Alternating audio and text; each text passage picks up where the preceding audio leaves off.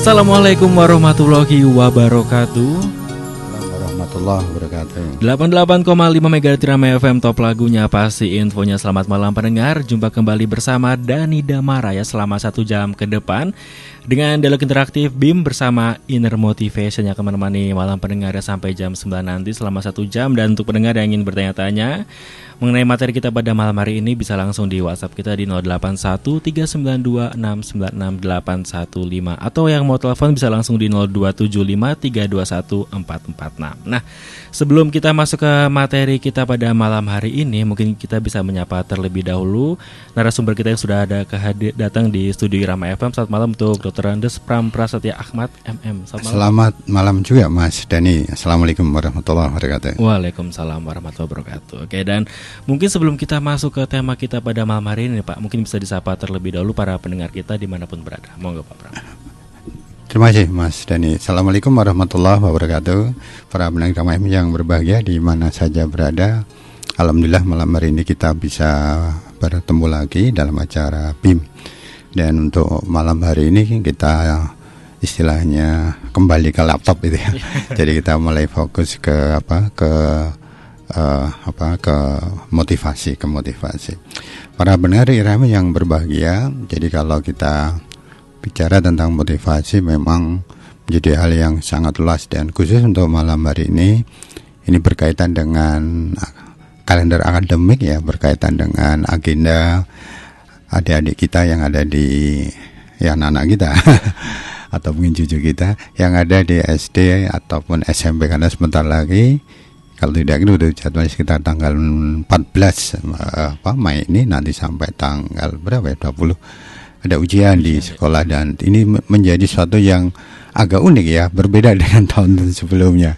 Jadi istilah atau kalimat ujian dipakai, kalau dulu kan ada istilah tes sumatif akhir atau apa deh.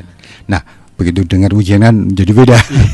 Bagaimana malam hari ini saya akan bisa angkat bagaimana cara atau kiat-kiat dari orang tua atau siswa sendiri ataupun guru memotivasi anak-anak kita agar ketika dia harus menghadapi ujian dia bisa menghadapi dengan baik dan bisa memaksimalkan potensi dan harapannya dapat nilai yang bagus. Dan tentu saja kalau nilainya bagus menjadi modal untuk bisa diterima di sekolah yang diidamkan ya. Demikian Mas Dani. Oke, wah luar biasa banget nih tema kita pada malam hari ini yang relate banget sama orang tua dan juga para siswa-siswa yang akan meneruskan jenjang pendidikannya ke lebih tinggi gitu ya Pak Bram. Yeah. Dan tema kita pada malam hari ini adalah beberapa kiat memotivasi siswa saat menghadapi ujian. Nah, latar belakangnya nih Pak, mengapa kita mengambil tema ini pada malam hari ini? Para pendengar yang berbahagia, jadi pertama tentu saja ini terkait dengan agenda kalender akademik. Karena tanggal 14 itu jadi berarti berapa hari lagi nih ya? Seminggu lagi ya? Seminggu lagi, betul. Seminggu lagi. Nah, yang kedua adalah bahwa di tahun 2025 ini istilah ujian dipakai lagi dan pasti berbeda ya kata ujian dengan yang lainnya. Nah, ini tentu saja akan menjadi momentum yang cukup krusial sehingga ya perlu dimaksimalkan utamanya untuk menghadapinya. Kemudian yang berikutnya lagi, yang ketiga adalah bahwa ujian sekolah itu adalah momentum yang istilahnya dampaknya tidak hanya pada saat menghadapi ujian, namun juga ini menjadi momentum yang bisa menjadi alat ukur utamanya ketika seseorang anak kalau dia bisa menghadapi ujian ya dengan maksimalkan potensi dengan kesungguhan, dengan motivasi yang kuat, maka dia nanti akan terbiasa untuk mengeluarkan potensinya maksimal secara fokus. Okay. Artinya kalau ujian itu istilahnya anak atau siswa itu menghadapi dengan kesungguhan, maka dia nanti akan punya budaya berprestasi ya. Kenapa? Karena momentum ujian pasti momentum untuk unjuk diri gitu kan. Punya prestasi dan itu jadi kebanggaan tidak hanya dirinya sendiri, namun juga keluarga, juga sekolah juga. Jadi seseorang siswa ketika dia punya prestasi di ujian itu prestasinya sangat beda gitu kan. Kalau hanya sekedar lomba, yang senang ya mungkin diri sendiri sama keluarganya itu yang mengantar. Namun ketika anak punya prestasi dalam ujian, yang senang itu tidak hanya dirinya sendiri, namun juga keluarga dan juga sekolah ya. Ketika nanti rata-rata nilai itu disandingkan dibanding dengan yang lain, pasti itu menjadi kebanggaan. Dan juga ini berkelanjutan, mendaftar di sekolah yang didamkan bisa lebih mudah diterima ya kalau nilainya bagus. Nah, kemudian yang keempat adalah bahwa di dalam menghadapi ujian, peran orang tua ini sangat penting ya, karena tidak hanya ujian sebenarnya, peran orang tua itu untuk mengantar anak sukses itu sangat penting. Saya mencoba membaca beberapa autobiografi ya orang-orang hebat. Nah, rata-rata salah satu kesimpulannya ada peran sang ibu itu luar biasa. Nah, memang nanti ini berkaitan dengan getar gen X yang ada di ibu. Ada beberapa jurnal yang menceritakan bahwa getar atau gen X yang ada di ibu ini juga menjadi faktor yang mensupport tingkat kecerdasan. Artinya ketika anak menghadapi ujian ya, supporting dari keluarga termasuk dari ibunya itu nanti akan sangat membantu. Nah, kemudian yang berikutnya lagi begini. Nah, ini yang mungkin tidak banyak yang berpikir ke arah sini, namun saya juga mencermati sejak lama. Jadi ternyata kalau seseorang anak siswa ya mau menghadapi ujian, lalu dia bersungguh-sungguh ya, dia fokus, lalu orang tuanya juga mensupport gitu ya, lalu menciptakan suasana atau iklim yang kondusif, dia bisa belajar. Ini nanti menjadi anak-anak paham bahwa dia punya prestasi itu ditunggu oleh ayah bundanya. Nah, selain jadi budaya berprestasi, maka ketika seseorang anak ini menghadapi ujian dengan kesungguhan, fokus, konsentrasi, memberikan yang terbaik, maka ini akan membangun karakter ya, karena karakter itu pasti terkait dengan kebiasaan-kebiasaan positif yang kemudian bisa ditunjukkan.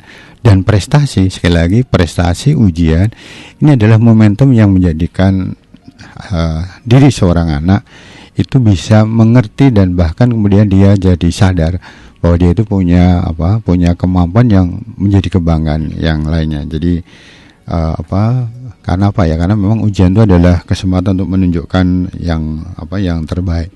Nah, ketika kita bicara bahwa ujian ini menjadi ajang untuk menunjukkan prestasi yang terbaik, pengorbanan terbaik, perjuangan yang terbaik, maka ini pasti akan menyita energi ya, baik fisik maupun psikis. Nah, ini yang kemudian juga harus dipahami oleh semua pihak, entah itu bapak ibu guru, anak-anak itu sendiri, dan juga orang tua. Sehingga jangan sampai nanti ketika kita tidak paham istilahnya saatnya istirahat, saatnya untuk kemudian ada jeda dan sebagainya, ya nanti pada saat pas menghadapi ujian tidak bisa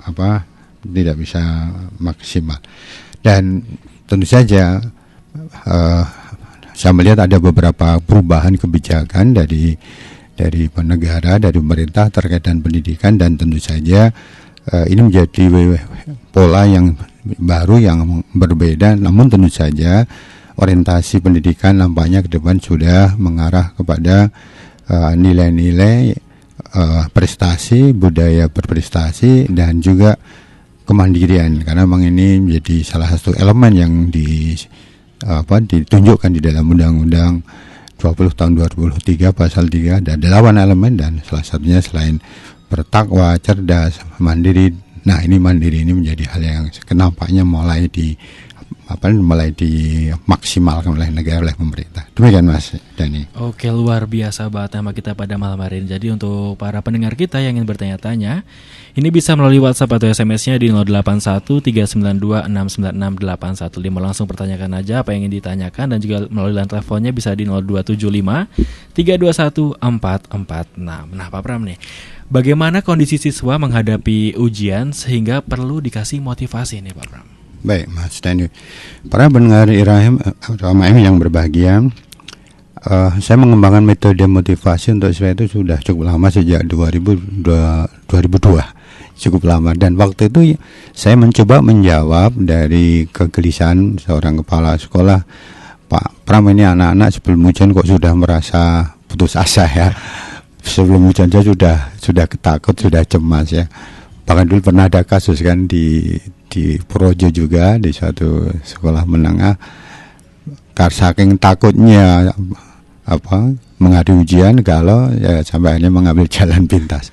Nah, yang pertama begini, ujian itu memang menjadi momentum yang krusial, namun itu juga ajang untuk menunjukkan prestasi. Dan memang pendidikan itu titik beratnya adalah pada kemampuan untuk punya prestasi ya. Jadi kalau tidak ada prestasi ya jadi pendidikan jadi sesuatu yang aneh. Nah,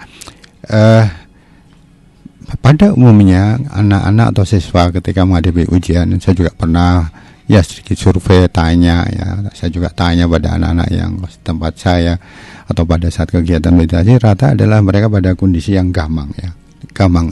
Ada semacam ketidakstabilan jiwa. Artinya kalau kita bicara tentang seseorang itu tenang ya, katakanlah Mas Dani jiwanya bisa tenang, sabar, pasti ada unsur yang imbang antara pikiran, perasaan dan kehendak gitu ya. Tapi kalau salah satu unsur ini jadi kacau kan ada kegamangan, ada kegalan. Nah, kalau seseorang ini galau, seseorang ini gamang, maka dia akan kesulitan untuk berkonsentrasi.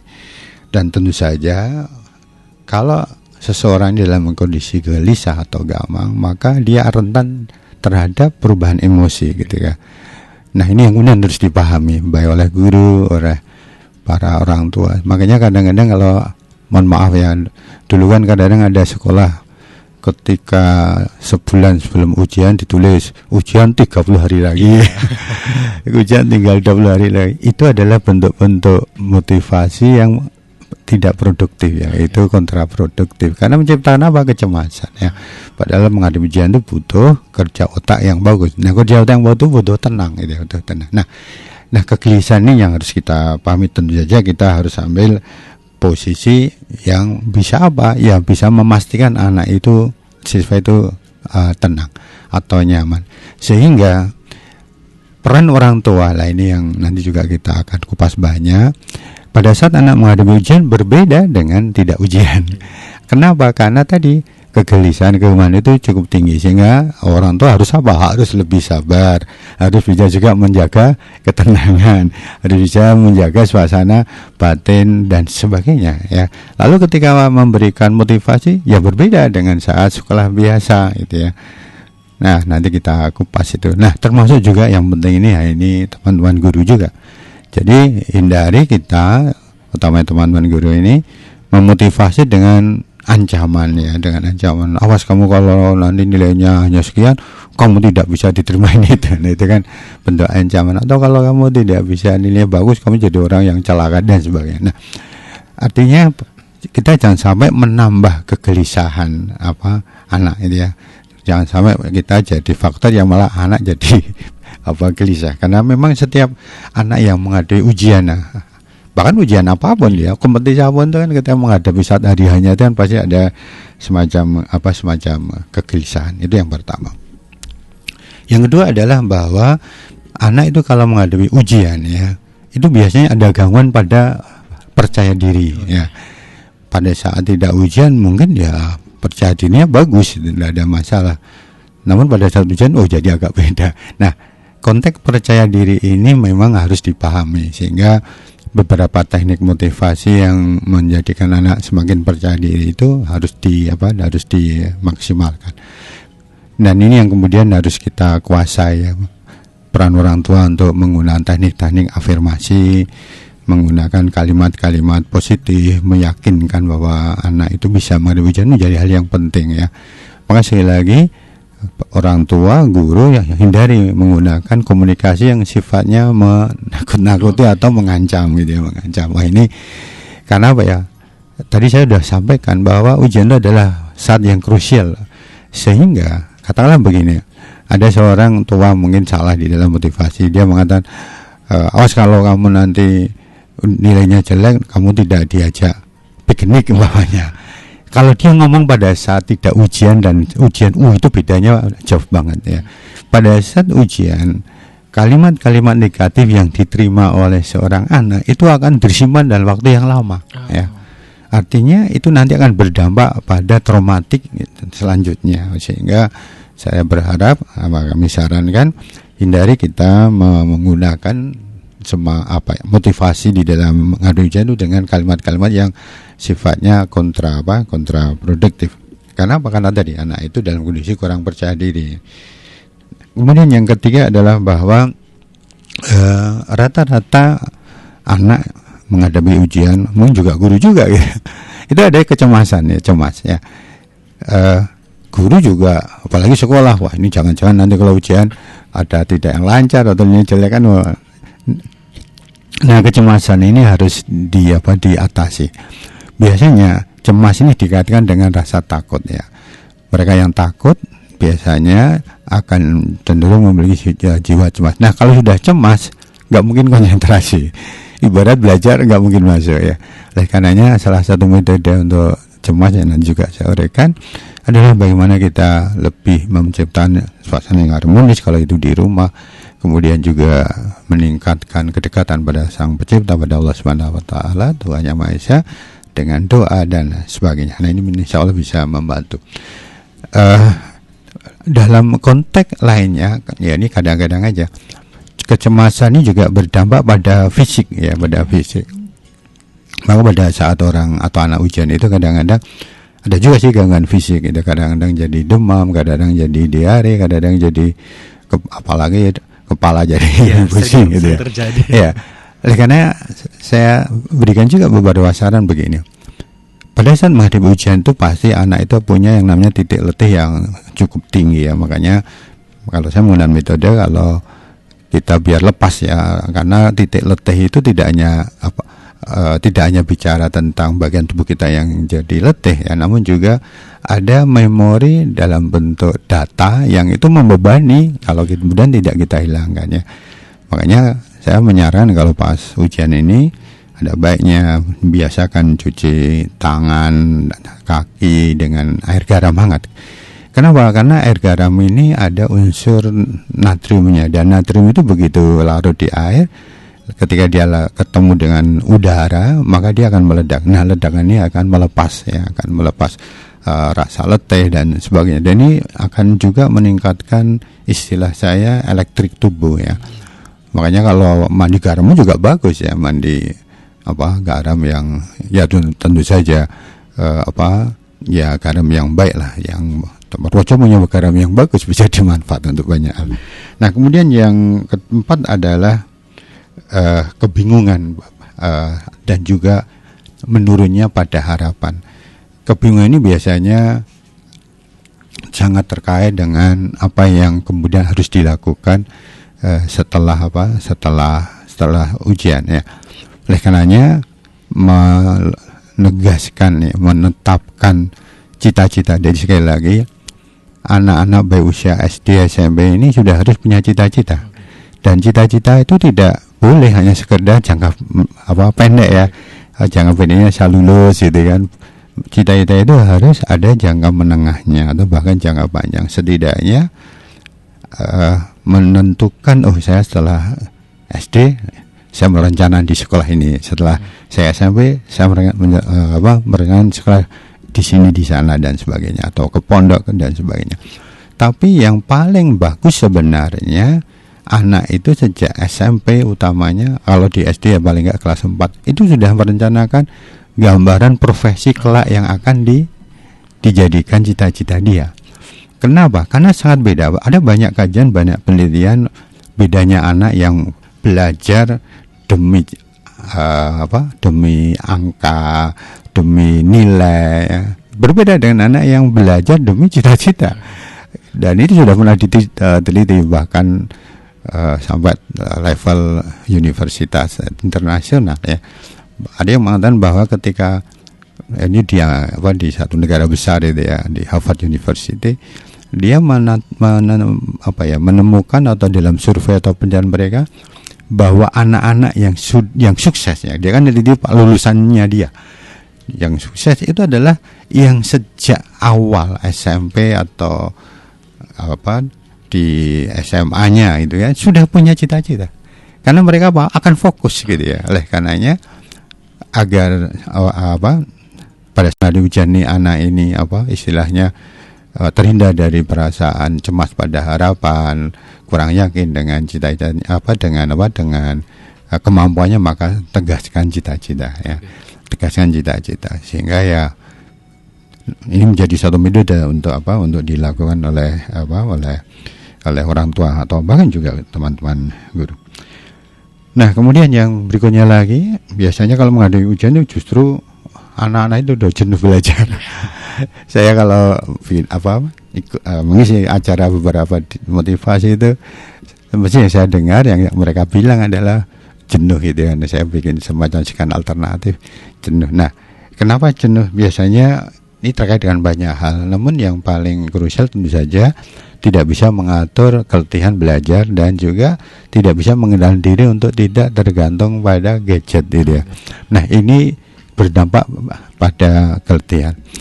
Para pendengar kami yang berbahagia, yang juga ingin saya ingatkan begini, bahwa ketika seseorang bermain gadget memegang HP, gawe dan sebagainya, maka interaksi kita dengan gadget ini tidak hanya pada saat kita memegangnya otomatis ya, karena tubuh kita jadi antena juga. Kalau dulu kan gadget masih ada antenanya, sekarang antena tubuh kita, karena casing ini adalah menjadikan tubuh kita jadi antena juga. Nah, efeknya apa?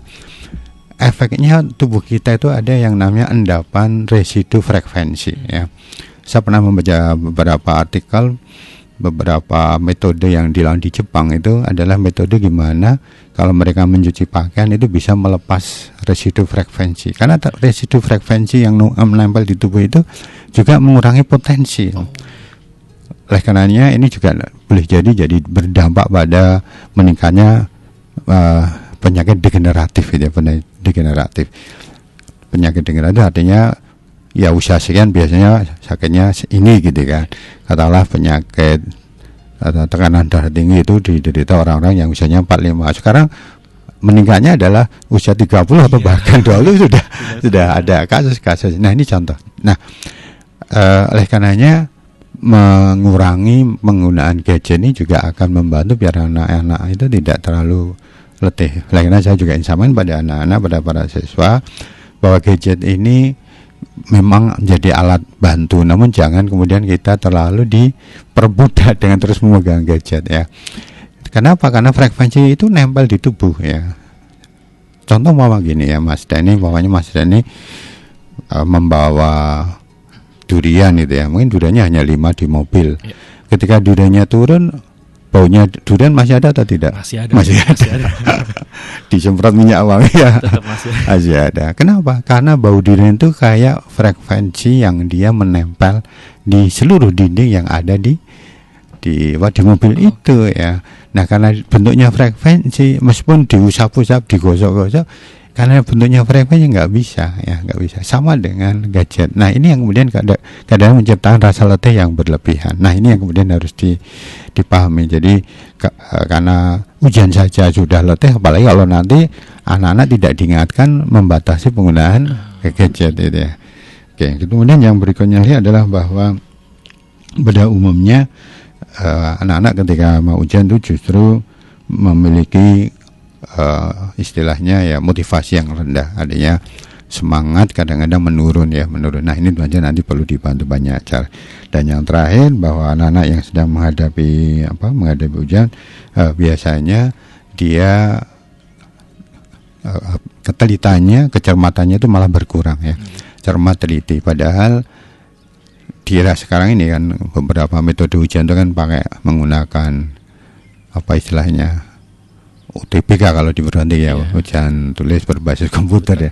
Nah, komputer itu kan kadang-kadang terbatas waktu gitu ya. Dia pasti meminta ada waktu yang dibatasi, atau bahkan ujian sendiri itu kan pasti ada batas waktunya kan. Nah, batas waktu membuat orang tegang, sehingga ketika antara berpikir dan mencari data yang ada di dalam pikiran ya, karena data itu kalau kita cerita tentang kinerja otak, data itu ada di otak kanan, aplikasi mencari itu ada di otak kiri. Nah, kalau bukan otak kanan, otak kiri nggak bagus kan, kesulitan untuk kemudian mengakses ke data yang pernah diingat.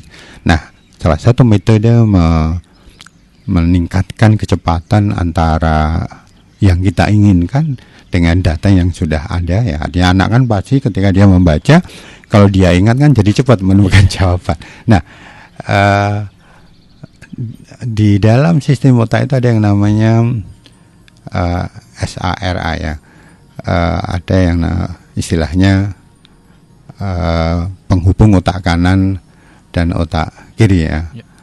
Dan kalau orang dalam kondisi tidak dalam gelombang alfa, nyaman, tenang, maka penghubung otak kanan dan otak kiri ini tidak maksimal sehingga sulit ya.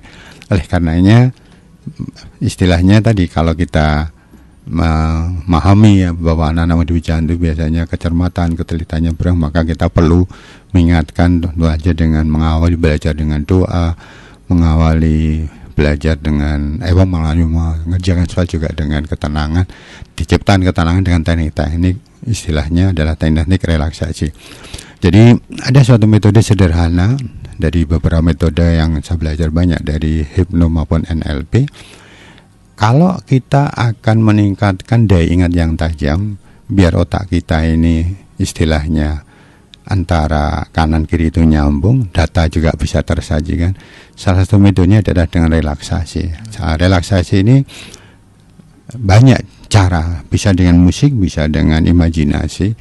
Namun relaksasi ini yang penting adalah menciptakan ketenangan. Bisa juga dengan teknik pernafasan, tarik, tahan, buang, istilahnya nafas segitiga. Ini dilakukan dengan cara sistematis, dengan rutin. Insya Allah kalau kemudian antara tarik nafas, tahan dan buang ini bisa teratur, ini juga akan menciptakan ketenangan ya, ketenangan.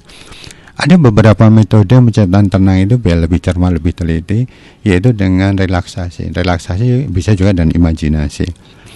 Ada 4 imajinasi yang itu membantu mempermudah orang itu relaksasi. Yang pertama adalah mengimajinasikan tentang air ya. Entah itu kita melihat air di mana, di pantai gitu kan, di air terjun atau air di telaga. Tapi kuncinya kalau kita ingin menciptakan ketenangan, dan ini juga sekaligus menjaga kecepatan mengingat ini Mas Dani.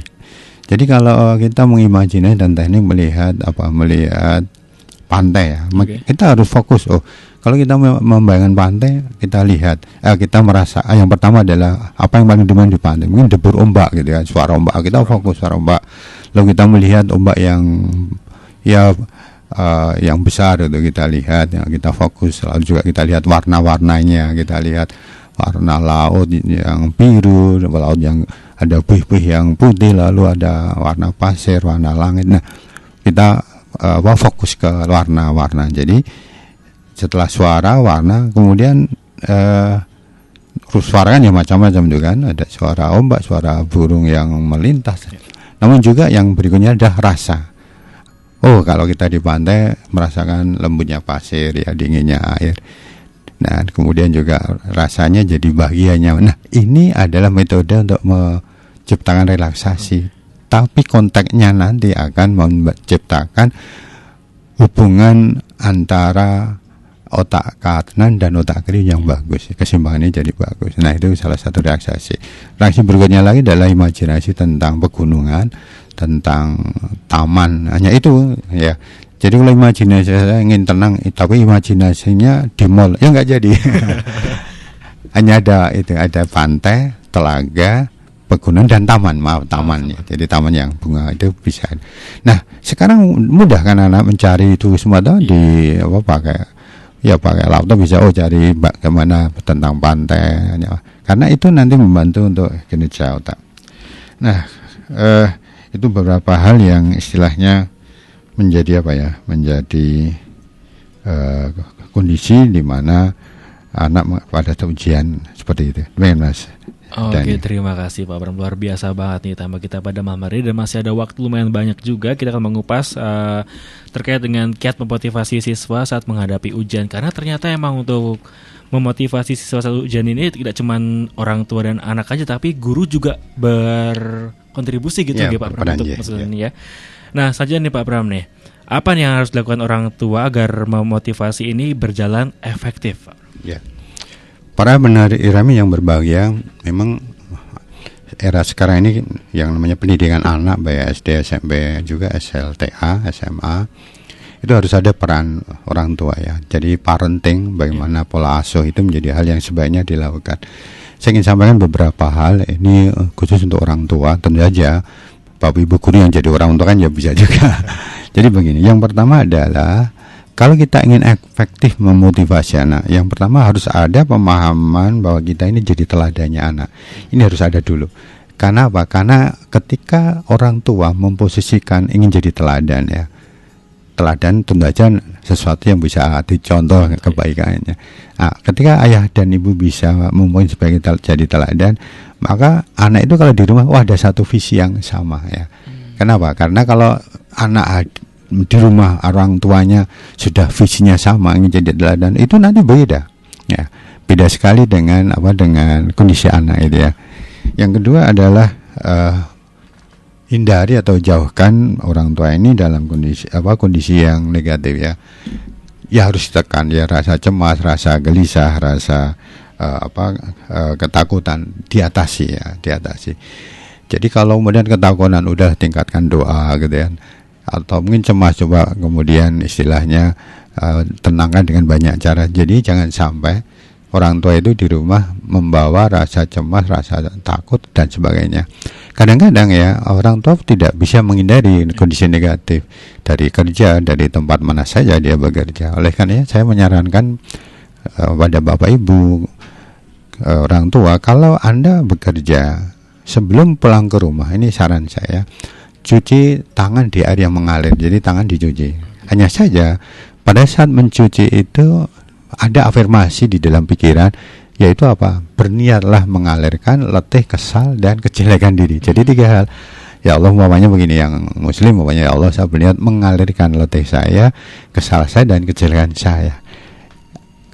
Ketika kita dalam hati mengafirmasi dengan kata-kata itu, ketemu air itu punya sifat membaca itu, sehingga nanti otomatis ketika kita cuci tangan di air yang mengalir, letih kita insya Allah tidak kebawa ke rumah gitu ya.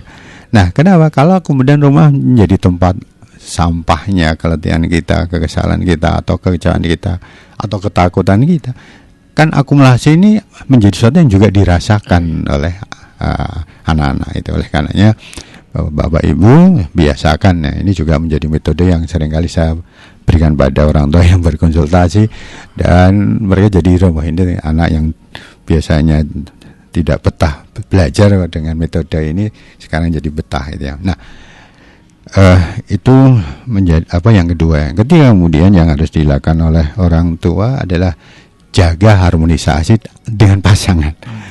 Jadi mohon maaf ya, kadang-kadang ada orang yang menganggap saya kan anak saya titipkan ke mbahnya gitu ya, saya di Jakarta. Tapi meskipun ayahnya jauh dari anak ya, tapi kalau dia dalam kondisi konflik antar pasangan, itu ngaruh gitu ya, ya kan? Karena gelombang digital elektrik itu ya bekerja tanpa batas-batas ya. Ibarat kita WA di sini saat ini ya, begitu sampai ke Arab, ke Jepang kan jagat sekali kan. Nah sama. Karena kalau saya menggunakan istilah bahwa energi kita ini dengan apalagi dana itu terhubungnya itu langsung ya, tanpa ada pembatas, sehingga kalau ada kondisi di mana mohon maaf ayah ibu dalam kondisi, kalau bahasa Jawa itu apa ya, neng-nengan itu apa ya, diam-diaman gitu ya. Gitu, itu otomatis itu anak akan merasa sangat kacau. Jadi dan bahkan kalau ini tidak segera berhenti gitu ya, artinya ya kalau dalam pengalaman saya membantu orang tadi, kalau ini dalam lebih dari 2-3 hari itu biasanya otomatis anak itu akan panas, akan demam. Jadi kadang-kadang saya melihat Pak anak saya sering demam, wah ya, kamu sih neng-nengan sama suami kamu tuh.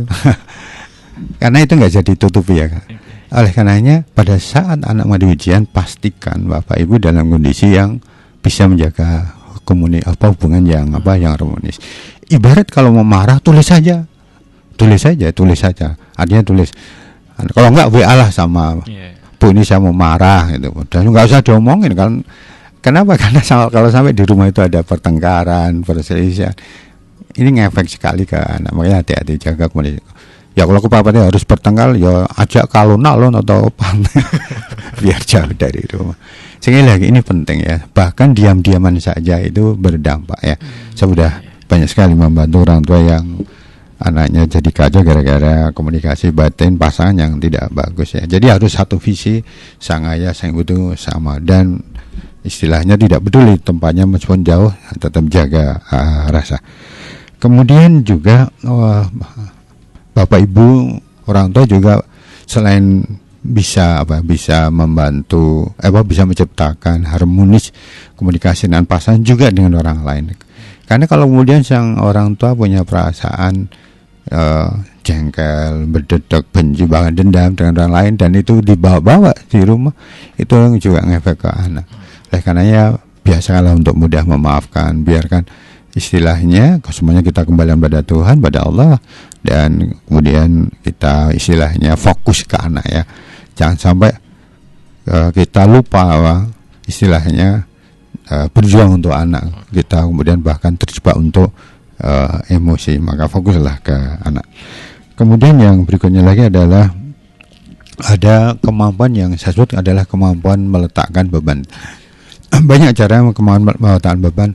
Katakanlah kalau ada peristiwa yang kemudian kita belum bisa menerima, maka ya pastikan kita berpikir, merenung bahwa ya, pasti ada hikmahnya. Kalau yang muslim ya selalu dengan berzikir, membaca tasbih, baca hamdalah dan sebagainya, agar apa yang ada ini jangan sampai memberi beban hati-hati ya, jangan sampai memberi beban menjadikan ayah ibu ada sakit hati yang berlebihan, kecewaan yang mendalam, kejengkelan, kemarahan, atau bahkan dendam dan benci. Jadi ini nanti sangat mengganggu suasana di rumah dan berdampak pada anak ketika menghadapi ujian.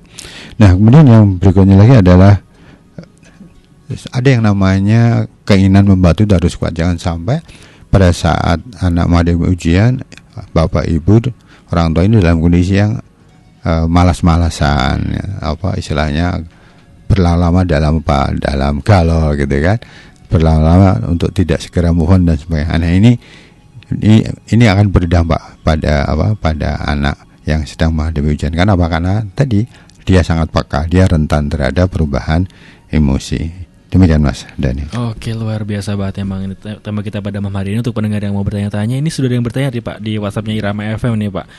Jadi ini tidak mau disebutkan namanya, ini sebagai siswa apa yang harus dilakukan untuk menjaga semangat ujian gitu Pak Bram? Iya. Baik, ini pasti nih dengan materi yang mau saya.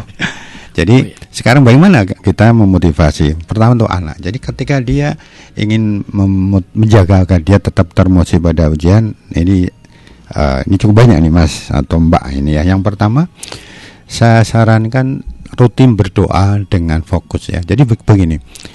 Berdoa itu maunya begini, saya ingin ya Allah saya ingin ujian saya lulus dengan nilai baik. Ya itu sudah ya doa. Namun doa itu tidak sekedar doa. Doa itu ada namanya aspek afirmatifnya. Makanya kalau berdoa yang lengkap, contoh bahwa ini, ya Allah berilah aku kemudahan dalam mengerjakan ujian. Ya Allah, jadikanlah apa yang jadi jawaban atas soal menjadi yang benar. Jadikanlah diriku memiliki ingat yang tajam.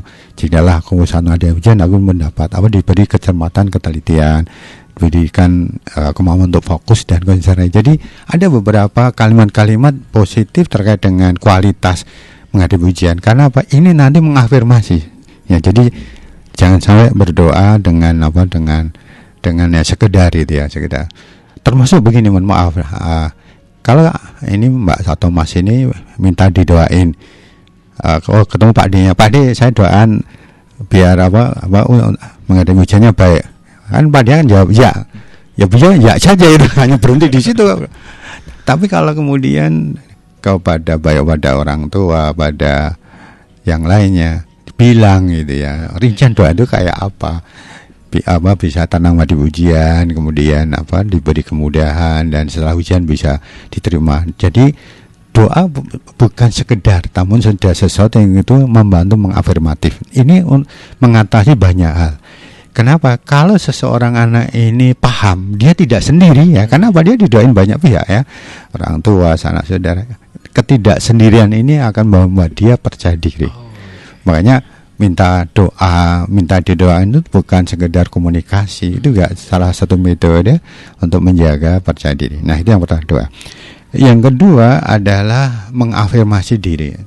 Saya menggunakan ada 5 langkah sederhana yang kalau ini dirutinkan, insya Allah kita diberi kemampuan untuk membeli yang namanya the mind of power, mind power ya, kekuatan pikir. Saya saran begini untuk Mbak Damas. Yang pertama, biasakan setiap bangun pagi lakukan 5 langkah. Ini yang saya juga sampaikan karena banyak kesempatan motivasi. Yang pertama adalah bangun pagi awali dengan doa gitu kan. Alhamdulillah. Untuk yang muslim kan alhamdulillahilladzi ahyana ba'da ma amatan wa ilaihi nusyur. Itu yang pertama. Yang kedua adalah bersyukurlah pada Allah, pada Tuhan. Untuk yang non muslim ya baca, kalau muslim baca hamdalah, mungkin yang lain baca puji Tuhan. Tapi bacanya itu berulang-ulang sambil dikaitkan dengan diri. Semuanya baca hamdalah sambil mensyukuri dirinya, sekolahnya gitu kan, orang tuanya, keluarganya, teman-temannya. Jadi tidak hanya sekedar baca hamdalah, namun juga ada pikiran-pikiran yang dikaitkan dengan apa-apa saja yang bisa disyukuri ya. Kenapa? Karena kalau kita bersyukur dengan kontekstual ya, itu kekuatan syukurnya akan kuat. Makanya padahal ada istilah barang siapa bersyukur Tuhan akan nambahkan kebaikan. Nah itu. Jadi yang pertama berdoa, kedua bersyukur. Nah ini yang ketiga. Yang ketiga adalah berpikir positif ya. Katakanlah hari ini mau apa saja, bangun pagi mau apa, setelah katakanlah persiapan ke sekolah, perjalanan ke sekolah lancar, lalu di sekolah katakanlah kalau masih pelajaran ya, bisa jam pertama perjalanan saya bisa fokus, jam kedua ini saya bisa cepat ngerti, dan jadi dibayangkan apa yang dilakukan pada hari itu. Termasuk kalau pas ujian ini dibayangkan saya lancar, saya tenang, saya yakin saya pasti bisa. Itu jadi dibayangkan positif. Lalu pas di sekolah dibayangkan hari ini pelajaran yang diujikan katakanlah apa matematika, apa bahasa Indonesia, paham ya soalnya saya bisa semua yang saya pelajari itu pas dengan apa yang keluar gitu ya. Itu dibayangkan. Nah, ini berpikir positif. Jadi berpikir positif itu harus ada imajinatifnya ya. Harus ada gambaran yang kemudian muncul dalam pikiran kita. Nah, itu yang ketiga. Nah, yang keempat ini bersyukur, membaca hamdalah atau puji Tuhan karena bisa berpikir positif. Jadi saran saya langkah yang keempat ini adalah langkah mensyukuri atas pikiran-pikiran positif. Baru yang terakhir, yang kelima, berdoa lagi ya. Tapi doanya kalau tadi yang pertama doa bangun tidur, yang kelima ini adalah doa mensyukuri atau berharap agar apa yang dipikirkan itu yang terjadi. Maka ada istilah dalam doa yang kelima ini, paling tidak ya, mungkin kalau yang muslim baca Al-Fatihah, namun setidaknya kita mohon izin pada Allah agar yang kita pikirkan itu yang terjadi. Nah ini 5 langkah ini tidak hanya untuk ujian, untuk banyak hal ya. Berbagai orang-orang atau anak atau saya yang mau lomba, mau ikuti berbagai macam kompetisi, ya alhamdulillah dia bisa dan banyak prestasi dengan teknik-teknik yang 5 langkah tadi. Nah kemudian yang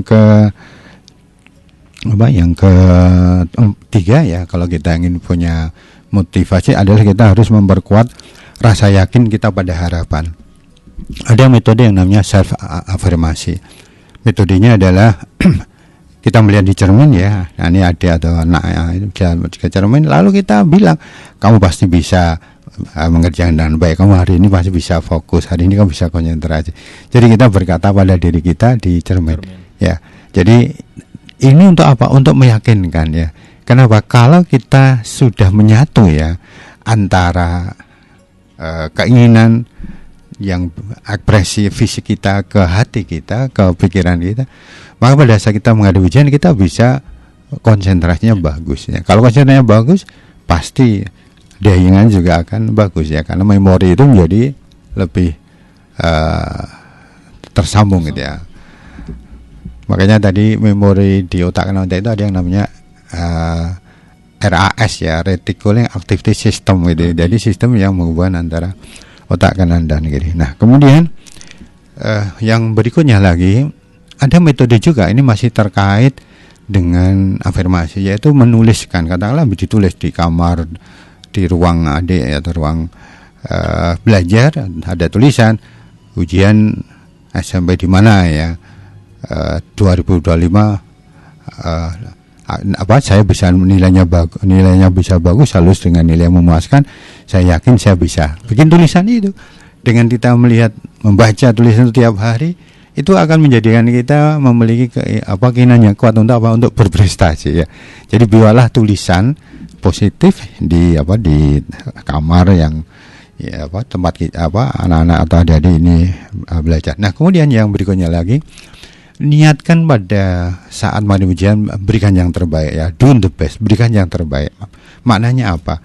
Ini adalah momentum yang penting ya, tidak ada yang penting daripada menghadapi ujian. Karena ini jadi awal kelak kalian bahagia ya. Jadi kalau kalian kelak bahagia, kelak kalian bisa membalas budi pada orang tua, bahkan kalian kelak jadi orang yang dibanggakan orang tua, jadi teladan, bahkan berguna bagi nusa bangsa dan agama, pastikan tunjukkan yang terbaik ya. Jadi menunjukkan yang terbaik saat menghadapi ujian itu semata-mata bukan pada orientasi nilai yang mau kita dapatkan, tapi ketika kita kemudian bahwa kita berusaha, kita tekun, kita berjuang dengan sekuat tenaga, kita korbankan keinginan untuk bermain-main, kita korban untuk bermain game dan sebagainya, itu demi apa? Demi keyakinan masa depan yang lebih baik. Tapi itu yang namanya perjuangan, dan ini akan bentuk karakter. Jadi sekali lagi, pada anak-anak, kalau kalian bersungguh-sungguh memberikan yang terbaik pada saat ujian, itu akan membangun karakter positif. Bahkan tidak hanya untuk hari ini, itu akan menjadi sesuatu yang terus menjadi kita atau kalian punya bekal untuk prestasi-prestasi yang akan datang. Kemudian untuk anak-anak begini, pada saat kita menghadapi ujian, fokus ya, kita fokus dan ngerti yang namanya prioritas. Jadi jangan sampai kalian ketika menghadapi ujian ada waktu luang, kalian harus pandai ya. Jangan sampai waktu menghadapi ujian yang tidak sebentar ini masih diisi dengan kegiatan yang sia-sia ya. Cari pilihlah kegiatan yang kalian memang mengarah ke ujian, bukan yang lain. Oleh karenanya ada metode juga yang bisa dilakukan oleh siswa untuk mengafirmasi dengan teknik tidur ya. Gimana Pak motivasi kok sambil tidur? Ya, tidur itu bisa diprogram. Jadi saran saya begini, pada saat kalian mau tidur ya, tentu saja silahkan berdoa. Nah, setelah berdoa kemudian programkan, ya Allah ya Tuhan, aku benar tidur, dengan tidurku maka katakanlah sifat negatifnya apa? Sifat peluangku semakin hilang, sifat cerobohku semakin hilang gitu kan. Dan saya besok bangun menjadi semakin cerdas, semakin cermat dan teliti. Jadi diprogram. Sebenarnya tubuh ini bisa diprogram gitu ya.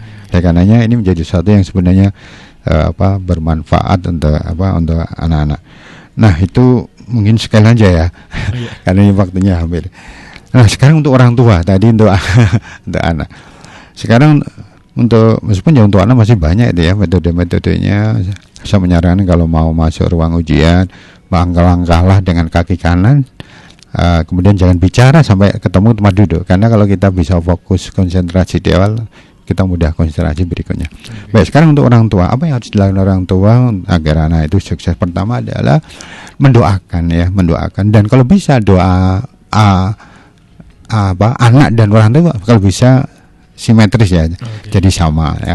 Kalau perlu orang tua tanya, kamu minta doain apa saja, atau juga dipastikan kalau suami istri juga doanya sama. Nah, ada doa yang sebaiknya orang tua lakukan, yaitu pada saat anak belajar itu bagus gitu ya. Pada saat anak belajar, orang tua di belakangnya lalu berdoa ya. Ini istilahnya kalau ini bisa dilakukan itu bagus dan membantu sekali. Tunggu aja kalau anak didoain ya jangan kemana-mana. Nah, kemudian pada saat anak tidur, lalu pada saat anak di sekolah. Jadi kalau kita ingin bantu ya paling tidak di momentum-momentum tadi. Kemudian yang berikutnya adalah menciptakan iklim yang kondusif ya. Tentu saja kalau biasanya sehari nonton sinetronnya 4 kali ya, kalau bisa ya kurangi. Biar anak juga paham ada lingkungan yang mendukung. Tidak hanya lingkungan fisik, namun juga lingkungan batin. Jadi jaga untuk bisa lebih sabar, lebih ikhlas, lebih tulus dan sebagainya. Kemudian juga membantu kalau bisa memfasilitasi terkait dengan hal yang mungkin bisa mendukung istilahnya anak-anak ketika menghadapi ujian. Dan yang tidak kalah pentingnya adalah rutin memberi sanjungan pujian apa saja ya. Orang tua lebih nggak apa-apa, Jadi memberi sanjungan pujian. Nah ini menjadi satu yang penting. Jangan sampai hari-hari berlalu tanpa sanjungan pujian pada anak apapun lah, silahkan. Wah hebat, anak ibu ini sudah siap mau berangkat lah pokoknya. Nah itu yang dijaga. Kemudian tentu saja menjaga ketenangan diri. Tadi sudah saya singgung, kalau orang tua tenang, anak juga akan lebih tenang. Nah kemudian mengafirmasi positif pada saat anak berangkat. Jadi pada saat anak berangkat kan biasanya apa? Salaman gitu kan, cium tangan. Nah saran saya tambahkan kalimat, nak hari ini pasti kamu lebih hebat, kamu pasti bisa ngerjakan soal apa hari ini, soal matematika, kamu bisa matematika baik, ibu doakan kamu pasti bisa. Jadi ada kalimat yang kemudian kita tambahkan, kan ini akan membantu mengafirmasi. Kemudian yang berikut lagi begini, pada saat anak itu pulang menghadapi ujian, sekali lagi pada saat anak itu pulang menghadapi ujian, ayah ibu di rumah jangan kemudian kepo. Gimana tadi soalnya, bisa enggak? Anaknya diam, ditanya kok diam. Itu mengacaukan. Karena apa? Fokus ke yang datang. Jadi kalau anak itu pulang selesai dia bilang, gimana apa? Nah sekarang istirahat, cuci tangan, cuci kaki, itu kamu makan. Nah, jadi jangan sampai kita mendahului kepo, ya tanya-tanya. Kadang-kadang anak sedang kesel gitu kan. Nah juga untuk anak saya saran, kalau kalian sudah selesai dari satu ujian, kata mata pelajaran, nggak usah kemudian dikoreksi. Wah, tadi saya hasilnya nggak usah, fokus ke yang akan datang. Nah sama juga dan ibu yang di rumah, kalau anak itu mengeluhkan, baru kemudian orang tua jawab. Kemudian anak mengeluhkan, bu tadi kok adik soalnya ada yang tidak benar jawabnya. Ibu langsung bilang aja, ya udah, nah itu kan prediksi tes, sekarang fokus untuk yang besok belajar, ibu doakan, bawa doakan pasti kamu bisa. Jadi jangan terjebak pada menceritakan yang baru aja dilakukan ya. Berbeda kalau hari sekolah biasa. Kemudian yang berikutnya lagi adalah, nah tadi kita harus pandai menjaga komunikasi, orang tua harus jadi pendengar yang baik. Kemudian juga pada saat anak menghadapi ujian, hindari di rumah maaf ya, kata-kata yang keras gitu ya, membentak ini dihindari. Termasuk juga tadi memotivasi dengan cara menuntut ya, dengan cara memastikan kamu pasti bisa gitu ya, tapi bukan dengan namun dengan cara menuntut gitu ya, itu aja kok nggak bisa maunya itu ya. Berbeda dengan meyakinkan ya. Kemudian juga yang penting adalah hindari memotivasi dengan membanding-bandingkan. Kalau kamu nggak bisa, kamu bawa seperti itu anaknya si siapa gitu ya. Nah itu nggak bagus. Jadi pada saat anak ngadepnya hindari membanding-bandingkan. Nah yang penting lagi Bapak Ibu harus mengingatkan yang namanya istirahat ya. Jadi kan sampai anak begitu pulang dari ujian hari pertama kan, kalau itu kan ada 6 hari atau berapa hari, lalu dia asik memain gadget gitu ya, lalu belajar, itu kan sebenarnya main gadget itu nggak istirahat. Istirahat itu ya kalau dia tidur dia melakukan sesuatu secara fisik, tidak dengan gadget, karena gadget itu menyita energi ya, karena ada frekuensi radiasi yang itu mengganggu kita. Nah kemudian yang penting lagi adalah orang tua harus jaga nutrisi ya, utamanya air putih. Jadi kalau perlu ya pastikan setiap anak belajar ada air putih, karena dengan air putih itu sangat diperlukan, utamanya untuk konsentrasi otak, kebutuhan otak. Nah kemudian kalau perlu, ini juga saran anak tadi untuk menghilangkan rasa letih dan sebagainya ya, mandi dengan air garam hangat dan sebagainya. Nah kemudian untuk guru tentu saja pada saat anak-anak mengadu ujian, intinya Bapak Ibu berdoa ya, berdoa. Jadi berdoa untuk para siswanya, berdoa dia bisa mengerjakan dengan baik, prestasi tahun ini lebih baik dari tahun sebelumnya. Nah, di rumah tidak hanya di sekolah, jadi jadilah itu doa rutin. Karena dengan Bapak Ibu guru itu berdoa dengan terus dan ikhlas untuk anaknya di sekolah, itu menunjukkan bahwa Bapak Ibu memiliki peran ikhlas atas tugasnya sebagai seorang guru. Jadi dengan kita mendoakan, nah ini sebagai bentuk keikhlasannya untuk menerima peran. Nah kemudian yang berikutnya adalah menyemangati. Bapak Ibu guru bisa menyemangati dengan kalimat-kalimat positif, memberikan sanjungan, memberikan pujian. Kemudian yang ketiga adalah tentu saja salah satu cara menjaga atau membangun peran sang ibu, bapak ibu adalah sifat ramah untuk ya tebar senyum dan sebagainya ya, karena itu pasti akan membantu. Oleh karenanya ada baiknya ketika anak mau pas ujian, Bapak Ibu guru bisa menyambutnya ya di pintu gerbang. Selamat datang anak-anak pintar, pasti kamu hari ini bisa, kita mendoakan semuanya gitu ya. Itu adalah cara yang bisa apa istilahnya membantu. Ya mungkin itu Mas Dani dan juga para pendengar yang lain, karena sudah lebih jam berapa? Jam 21 lebih berapa menit ya. Moga-moga dengan kiat-kiat tadi tentu saja itu hanya istilahnya mungkin itu standar ya. Kalau Bapak Ibu nanti menambah dengan saya ingin agar anak saya sukses, saya setiap anak ujian saya bersyukur ya, kemudian bagi-bagi makanan pamannya itu kan silakan aja. Namun niatnya adalah bersyukur kepada Allah terkait dengan dengan anak. Kemudian juga yang penting ini saya menyarankan yaitu Bapak Ibu guru kalau bisa, kalau anak juga mau membiasakan menjelang maghrib itu anak itu minta maaf dan ibu maafkan. Jadi seandainya anak tidak meminta maaf, ya sudah Bapak Ibu berniatlah memaafkan. Kenapa? Karena pancaran memaafkan itu pancaran meneduhkan ya. Jadi maaf itu menghilangkan kekeruhan di dalam hati. Nah kalau kita jernih, pancaran kita jernih, anak itu ya adem juga ya ketika berada di rumah. Dan tentu saja Bapak Ibu Bu guru, Bapak Ibu orang tua pandai-pandailah membangun komunikasi. Moga-moga dengan beberapa kiat tadi itu menjadi cara motivasi ya untuk membantu anak-anak kita, adik-adik kita. Semoga ujian di 2025 lancar dan anak punya prestasi lebih bagus dari yang sebelumnya. Demikian, mohon maaf apabila ada yang kurang berkenan. Wabillahi taufiq wal hidayah.